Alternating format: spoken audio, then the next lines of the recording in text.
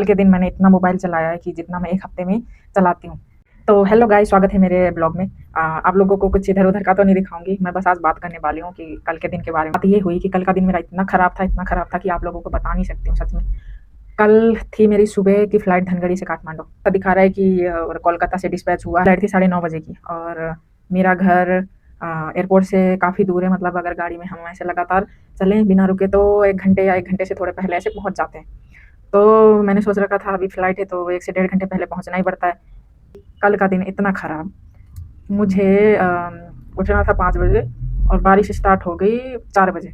बारिश, आंधी, तूफ़ान सब एक साथ। तो मैंने कहा कोई नहीं अभी क्या करूँ? 5 बजे, साढ़े 5 बजे उठी। अब उठने के बाद में मैंने कहा कि अब भाई को लेके तो जा नहीं सकती। बिजली चमक रही है, बारिश हो रही है, ऊपर से तूफ़ान भी आ रहा है। तो मैंने कहा पापा अभी ऑटो करना पड़ेगा, ऑटो वालों को कॉल करो और उनसे पूछो कि वो मुझे छोड़ देंगे क्या बोल के। तो उन्होंने क्या किया, कॉल करने लग गए। एक जनी को कॉल किया तो उन्होंने बोला कि नहीं उनका ऑटो ख़राब हो रखा है तो वो नहीं आ सकते।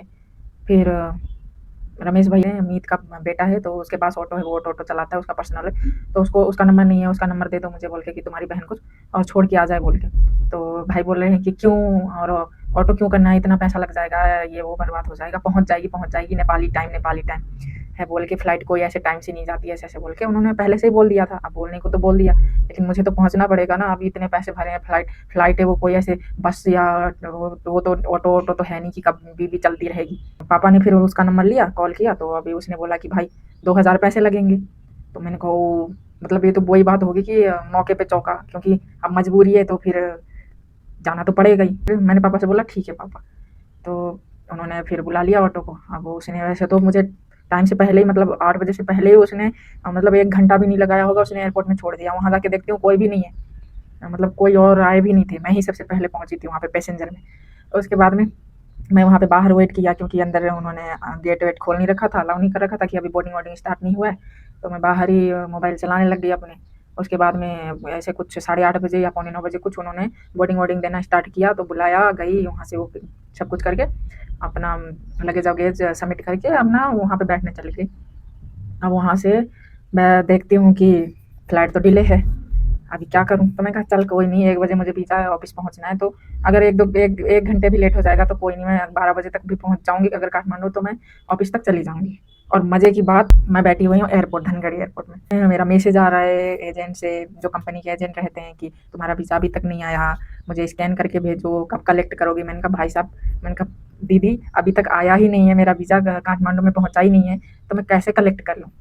वीज़ा है जो वो ये कोलकाता एम्बेसी से डिस्पैच हुआ था, क्योंकि काठमांडू में है जो कि वहाँ पे, हमारे यहाँ पे एम्बेसी तो है, लेकिन मतलब वो खाली सिर्फ वो कलेक्ट करते हैं डॉक्यूमेंट्स वगैरह, और कलेक्ट करके वो इंडिया भेजते हैं, जैसे दिल्ली कोलकाता वगैरह में भेजते हैं, वहाँ से वीज़ा वीज़ा लग के उसके बाद में काठमांडू आता है, फिर हम लोग कलेक्ट करते हैं, ऐसा होता है। उसके बाद में 1 बज गए और वीज़ा, ना तो वीज़ा का कोई अपडेट था, और फ्लाइट और भी ज़्यादा डिले होते जा रही थी। और सुबह से मैंने कुछ भी नहीं खाया हुआ था, सिर्फ इतना सा कप वो पानी पिया हुआ था, वो भी पानी वहाँ का इतना गंदा लग रहा था, ऐसे जैसे कि उसमें दवाई ववाई वगैरह मिला रखा हो, तो वो पिया नहीं जा रहा था मुझसे। उन्होंने श्री लाइन, वो था उनका एयरलाइन था, उन्होंने चाय कॉफ़ी का व्यवस्था कर दिया, तो बिस्किट दिया था और उसके साथ चाय दिया था। अब वो खा के तो मेरा भूख मिटने वाला था नहीं, तो मैंने उनसे पूछा कि बाहर जाना अलाउ होगा क्या? मुझे नाश्ता वास्ता करने जाना है, क्योंकि धनगढ़ी एयरपोर्ट बहुत छोटा है, डोमेस्टिक फ़्लाइट चलती है वहाँ पे, और वहाँ पे अंदर कोई शॉप वगैरह नहीं है, जैसा दिल्ली वगैरह में होता है, काठमांडू एयरपोर्ट में होते हैं शॉप वगैरह, आप कुछ भी खरीद सकते हो। तो वहाँ पे सिर्फ एक ऐसा शॉप था, और उसमें सिर्फ चिप्स, जूस, कैन वाले और बिस्किट रखे थे और केक वेक रखे थे। तो ये सब मैं खाती हूँ नहीं, तो मैं चली गई बाहर, पूछ के हमारी लैंग्वेज में पूछ के बोलते तो वही आ रहा है मुँह में। तो मैं चली गई बाहर, तो कैंटीन में मैंने कहा क्या-क्या मिलेगा? तो उन्होंने बोला कि सब कुछ मिलेगा। मैंने कहा ठीक है। तो मैंने वहाँ पे देखा चना अंडा, तो चना मैं खा लेती हूँ, अच्छा लगता है मुझे, तो चना अंडा मैंने ऑर्डर किया, और उसके बाद में मैंने एक पानी का बोतल लिया, और दूसरा वहाँ पे समोसा छोले लिखा हुआ था, तो मैंने कहा ये क्या है? तो उन्होंने बोला कि ये चाट है। तो मैंने कहा ठीक है, ये मेरा ऑर्डर कर दो। तो उन्होंने पानी मैंने ले लिया, और उन्होंने मुझे जल्दी से अंडा और चना, 1 अंडा था उसमें, और वो चना दे दिया। अभी मैं अंडा मैंने खा लिया। अंडा खाने के बाद में वो चना जैसे ही एक बाइट लिया, मैं देखती हूँ उसमें घुन लगी हुई है। मतलब घुन जो घर कर देती है वहाँ पे तो छेद हो जाते हैं। तो मैंने कहा ये तो मैं खा नहीं सकती हूँ, भी नहीं खा सकती। तो फिर मैंने क्या किया कि उसको मैंने वापस कर दिया। मैंने कहा ये ले जाओ, ये मैं नहीं खा सकती हूँ और मेरा जो नेक्स्ट ऑर्डर है वो लेके आ जाओ। लेके चला गया। अभी वेट करते करते मेरा 1 घंटा हो गया था। मैंने बोला क्या हुआ, शायद भीड़ है ज़्यादा, शायद इसलिए हो सकता है। मैं गई पूछने वहाँ पे, तो काउंटर वाले ने बोला कि अभी तक आपको ऑर्डर नहीं मिला है बोल के। तो उसने दोबारा से उसको उसको पूछा, वेटर भाई को पूछा, बोला कि तुमने ऑर्डर नहीं दिया इसका बोल के। तो बोलता है कि ये नहीं बन सकता है। मैंने कहा बड़ी जल्दी नहीं बता दिया ये नहीं बन सकता बोल के। मैंने कहा पहले अगर इन्फॉर्म कर देते तो मैं कुछ और नहीं ऑर्डर कर लेती, क्योंकि मेरा टेम्पर, मैं बहुत क्या बोलते हैं, बर्दाश्त करती हूँ लेकिन एंड में जाके ना मैं नहीं कर सकती हूँ। तब फिर भी मैंने अपने आप को समझाया कोई नहीं, भूखी है, कुछ और ऑर्डर कर ले। तो मैंने कहा कि और दूसरा क्या मिलेगा? तो उसने बोला कि ये अंडा मिल जाएगा, चाउमीन और नूडल क्या बोलते हैं, राइस मिल जाएगा, फ्राइड राइस, और ये मोमो वगैरह मिल जाएगा। मैंने कहा ठीक है, फिर मोमो 1 प्लेट मँगा दो मुझे, वो मैं वो खा के चली जाऊँगी। तो उन्होंने बोला ठीक है। अभी फिर से आधा घंटा हो गया वहाँ बैठे-बैठे। मैं देख रही हूँ मेरे सामने बैठे हुए लोग आ रहे हैं, जा रहे हैं, खा रहे हैं। मुझसे जो बाद में आए थे वो भी निकल गए हैं। मैं बैठी हूँ बा पागलों के जैसे। अब नहीं कर सकती बर्दाश्त। 1 डेढ़ 2 घंटे होने में आ गए, मेरा नहीं आया खाना। लास्ट में मैं गई काउंटर में, मैंने कहा भाई ये लो पैसे, ये काटो और मुझे बख्श दो। बोलता है क्या हुआ, क्या हुआ? मैंने कहा मेरा 2 घंटे से अब मैं 2-3 बार आपके पास आ चुकी हूँ, आप देख रहे हो। मेरे से बाद में आए हुए वो खा के चले जा रहे हैं, लेकिन मेरा ऑर्डर अभी तक नहीं आया। बोला ठीक है। मैंने कहा मैं कंप्लेन करूँगी। वैसे तो यहाँ पे कंप्लेन का कोई मतलब है नहीं, क्योंकि वो एक ही कैंटीन है वहाँ पे जहाँ खाना मिलता है। पर फिर भी मैंने अपने मन की संतुष्टि के लिए वहाँ पे मैंने पोस्ट कर दिया कि ऐसा-ऐसा है बोल के। फिर मैं दोबारा से एयरपोर्ट के अंदर गई, बैठी, फिर से मोबाइल चलाया। देखती हूँ कि 4 बज चुके हैं, क्या करूँ? मेरे पास कोई ऑप्शन नहीं है। मैं बस चेक कर रही हूँ, उसमें लास्ट 3 बजे की बस दिखा रही थी और उसके बाद में अगले दिन की बस, और जो कि वो पहुँचती अगले दिन। मतलब मेरे 3 दिन बर्बाद। तो कोई ऑप्शन था नहीं वो फ्लाइट वेट करने के अलावा। मैं बता नहीं सकती हूँ, क्या बोल रही हूँ, बता तो रही हूँ। तो आप लोग विश्वास नहीं करोगे, मेरी फ़्लाइट 12 घंटे डिले थी। क्यों? क्योंकि मौसम के खराबी के कारण। 9 बजे में डिपार्चर हुई और उसके बाद में 9:30 बजे वहाँ से फ्लाई हुई और यहाँ पे पहुँची मैं पौने 11 बजे। पौने 11 बजे पहुँची और मैंने जहाँ पे बुक करा था रूम, डायरेक्ट मैंने वहाँ के लिए मैंने पठाव बुक किया, जो इंडिया में होता है ओला, उबर वगैरह, वैसा यहाँ पे काठमांडू में चलता है पठाव। तो वो मैंने बुक किया और मैंने डायरेक्ट यहाँ पे होटल के लिए आ गई। अभी यहाँ देखती हूँ मैं कि जो मेन गेट है वो लॉक है और जिसमें नंबर में मैं कॉल कर रही हूँ जहाँ से मैंने बुक किया था, और वो नंबर भी स्विच ऑफ आ रहा है। अब मैं क्या करूँ? मैं डोर नॉक कर रही हूँ, कोई नहीं है सुनने वाला। और एक तो लड़की, वैसे तो यहाँ काठमांडू में कोई डर वर की बात तो नहीं होती है, पर फिर भी लिटरली इतना थक चुकी थी और ना मैंने कुछ खाया हुआ था। कुछ खाया क्या, वो 1 अंडा खाया था, पानी पिया था बस।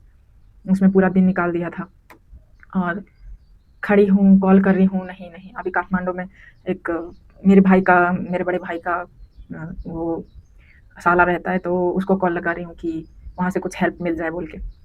तो उसका नंबर भी बंद आ रहा है और मैं होटल सर्च कर रही हूँ कि कहीं रूम मिल जाए, तो वहाँ पे भी बुकिंग नहीं ले रहे हैं। मैं कॉल करके भी पूछ रही हूँ तो बोल रहे हैं कि इस टाइम हम बुकिंग नहीं लेते, नहीं हो सकता, ऐसे-ऐसे।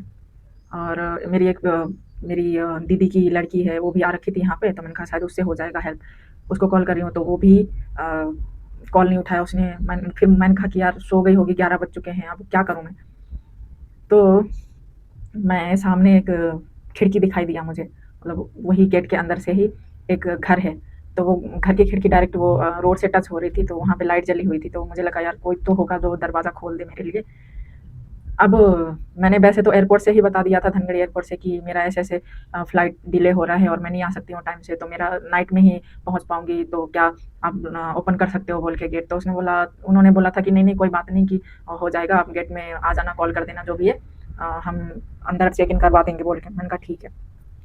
तो उसके लिए मैंने कुछ सोचा भी नहीं हुआ था, तो फिर मैं वहाँ पे खिड़की पे मैं नॉक कर रही हूँ और नीचे कील लगी हुई थी ऐसे, और रात में तो कैसे कैसे दिखाई देगी ना, मैंने इतना वो भी नहीं किया, फोकस भी नहीं किया था। मैंने लगा रखा था क्रॉक्स, तो वो कील के ऊपर ऐसे गया पैर। वो तो अच्छा है कि वो कील मेरे, क्योंकि क्रॉक्स मेरा मोटा सा था, तो वो मेरे स्किन को टच नहीं कर पाया। मैंने कहा बच गई। तो उस पूरे दिन में बस अच्छी बात ये हुई कि वो जो मैंने सोचा था कि अंदर कोई होगा जो मेरी हेल्प कर देगा, तो वो सच में मिल गया। वो इंसान, वो बंदा, उसने बोला ठीक है मैं उनको बोलता हूँ और वो खोलेंगे गेट बोल के। तो उन्होंने अंदर से खोला। उसके बाद में मैं रिसेप्शन में गई। मैंने कहा कि सर ऐसा-ऐसा, मैंने कहा नंबर क्यों नहीं लग रहा है आपका होटल का? हाँ, तो मैं बता दूँ कि यहाँ पे जो काठमांडू है ना, तो यहाँ पे ज़्यादातर मतलब छोटे-छोटे से ऐसे होम टाइप होते हैं, तो उनमें ब्रेकफ़ास्ट वगैरह इंक्लूड होता है, बाकी रूम होता है और बाकी हॉस्टल जैसा बना के रखते हैं, तो ऐसे रूम होते हैं यहाँ पे। और ज़्यादातर लोग फ़ॉरेनर वगैरह भी ऐसे ही घरों में रहना पसंद करते हैं, क्योंकि अच्छा एनवायरनमेंट मिलता है, फैमिली एनवायरनमेंट प्लस ज़्यादा खर्चा नहीं होता है। आप लोग बिलीव करोगे, मेरा स्टे है 4 दिन का और 4 दिन में मेरे पैसे लग रहे हैं 5,000 से भी कम, और प्लस ब्रेकफ़ास्ट इंक्लूड है इसमें, लंच डिनर नहीं है। और बाकी बहुत अच्छा सा रूम मिला है वो मुझे, कि ऐसा रूम मतलब मैं बहुत जगह ऐसे गई हूँ, अकेले रही हूँ, इतना क्लीन मुझे नहीं मिला, क्योंकि बेड भी बहुत क्लीन है, बाथरूम भी बहुत क्लीन है, प्लस सस्ता है, ब्रेकफ़ास्ट है। तो ये मेरे लिए खुशी की बात है। बस पूरे दिन में मेरे साथ इतना ही अच्छा हुआ था। तो मैं आई रूम में, उसके बाद में मैंने चैन की साँस लिया। मैंने कहा अब फाइनली मैं यहाँ पे हूँ, और मुझे लगी हुई थी भूख, मैं नहीं बर्दाश्त कर सकती। और काठमांडू ऐसा है ना, होने को ये बहुत बड़ी सिटी है, लेकिन यहाँ पे 9 साढ़े 9 बजे के बाद में सब मार्केट बंद हो जाता है। पर शायद ही कुछ जगह पे ऐसे होते हैं जहाँ पे ओपन होता है। तो जिन्होंने जो रिसेप्शन में थे उनसे मैंने पूछा कि मुझे खाना-वाना कहाँ पे मिलेगा, और इधर कहीं पे होटल वगैरह है जहाँ खुला है, जहाँ मैं खा सकती हूँ? तो उन्होंने बोला कि हाँ, यहाँ थोड़े दूर जाके ऐसे 5-10 मिनट लगेगा, वहाँ पे आपको एक रेस्टोरेंट मिल जाएगा, वहाँ पे खाना मिल जाएगा। मैंने कहा ठीक है। तो मैं खुश हो गई। मैं अपने कुछ भी नहीं किया, मैंने फेस वॉश भी नहीं किया, मैंने बैग फेंका, क्योंकि बर्दाश्त नहीं होता है मुझे, भूख बिल्कुल नहीं होता है, गुस्सा बिल्कुल बर्दाश्त नहीं होता है। मैंने बनाना शेक देखा, वो मैंने ऑर्डर किया, तो उन्होंने बोला कि बनाना नहीं है तो कुछ और ऑर्डर कर लो। तो फिर मैंने कहा ठीक है, फिर लस्सी ले आओ। तो और दूसरा मैंने देखा चिकन थाली, तो चिकन खाना बोलते हैं हमारे, तो चिकन खाना वहाँ पे लिखा हुआ था, तो उसमें ऑप्शन थे इसमें ये आएगा। मैंने कहा ठीक है ये ले आओ आप। उन्होंने ऑर्डर ले लिया, और किचन था नीचे, मैं बैठी हुई थी ऊपर, और मैं हूँ शेफ़। मुझे स्मेल आ गई वो चिकन की, मैं ऊपर बैठी हुई थी, मुझे स्मेल आ गई कि चिकन खराब है, चिकन खराब है। पर उसमें ऑप्शन था, उसमें गोभी आलू था, साइड में हरियो साग बोलते हैं हमारे, तो राई का साग होता है, वो उसको भून के देते हैं, ये लोग भून के देते हैं, और अचार देते हैं, और थोड़ी सी चटनी देते हैं, और एक हाफ पापड़ दिया था, राइस था उसमें, दाल था, और एक चिकन चिकन था। तो मैं खाने के लिए मैं रेडी हुई। मैंने जैसे ही मैंने चिकन उठाया, मैंने ऐसे एक बाइट लिया, मैंने पहचान लिया, मतलब पहचान तो मैं पहले ही गई थी कि चिकन की स्मेल आ रही है, ख़राब है बोल के। फिर मैंने वो चिकन कर दिया साइड, और बाकी मैंने सपा-चट कर दिया वहाँ पे, क्योंकि मैं बहुत थी भूखी। और आप लोग सोच रहे होंगे कि वहाँ पे क्यों नहीं कंप्लेन किया? मैंने नहीं किया।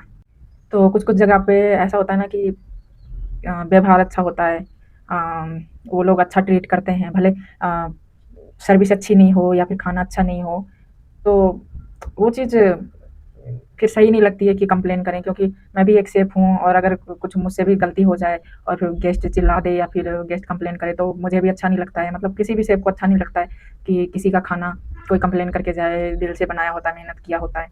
मैंने शावर लिया, उसके बाद मैं सो गई। अपने सारे अपने जितने भी जर्नी वगैरह हैं, जो भी होगा मैं आप लोगों को बताऊँगी, शेयर करूँगी, क्योंकि मैं भी फर्स्ट बार ये अभी ब्लॉगिंग वगैरह स्टार्ट कर रही हूँ, जो कि यार बोरिंग लाइफ़ हो जाती है। मुझे ऐसा लगता है कि शेयर करना चाहिए अपनी, कुछ-कुछ बातें होती हैं कि ऐसा लगता है कि कोई हो, कोई सुने। भले मेरी बात अभी यहाँ पे मेरे फ्रंट में हो कि कोई नहीं सुन रहा हो, लेकिन आप लोग तो सुन रहे हो ना, कहीं न कहीं से तो देख रहे हो ना मुझे। तो हाँ, मैं जा रही हूँ क्रूज़ शिप में। और अगर कुछ भी आप लोगों की पूछना रहा होगा, या फिर कुछ क्वेरीज रही होंगी, तो वो मुझे कमेंट बॉक्स में बता सकते हो, और मेरी वीडियो को लाइक, कमेंट एंड सब्सक्राइब ज़रूर करना, और क्योंकि मैं अपने सारे मोमेंट आप लोगों से शेयर करूँगी, इंजॉय करेंगे। ओके, चलो बाय बाय।